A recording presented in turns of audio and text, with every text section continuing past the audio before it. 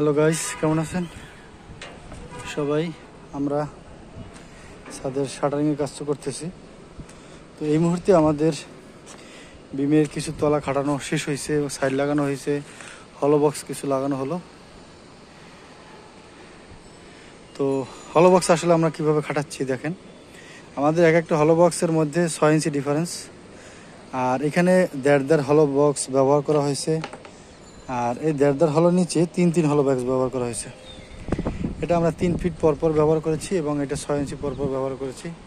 এটা কিছু জায়গায় 6 ইঞ্চি 7 ইঞ্চি এরকম হয়ে যায়, আবার যে 6-7 ইঞ্চি এরকম চলে। তো এই যে হলো বক্সগুলো, এগুলো আবার সুতলি দিয়ে বাঁধা হবে। বাঁধার পরে এরপরে শীট বিছানো হবে। শীট বিছানোর পরে আমরা বিম বাঁধার কাজ করব এবং পরবর্তীতে ছাদের কাজ করব। এলো শাটারিংয়ের বর্তমান অবস্থা।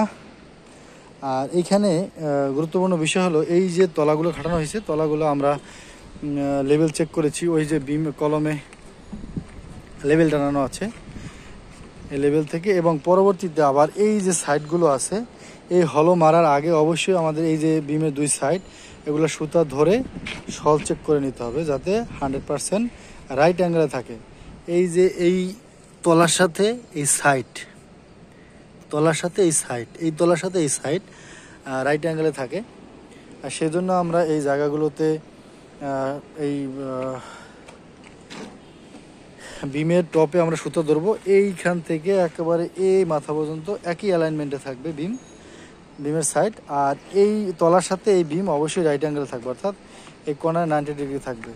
এই দুইটা বিষয় নিশ্চিত করার পরে এইখানে যে হলোগুলো আছে, এই হলোগুলো এইটা সাইডের সাথে ফিক্সড করতে পারবে। এর আগে এটা ফিক্সড করতে দেওয়া হবে না।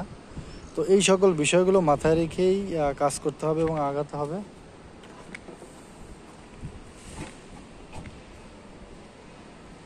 তো আমাদের সাথে থাকার জন্য অশেষ ধন্যবাদ। পরবর্তীতে আবার কোনো বিষয় নিয়ে আপনাদের সামনে হাজির হব। আজকে এই পর্যন্তই। ধন্যবাদ সবাইকে সাথে থাকার জন্য।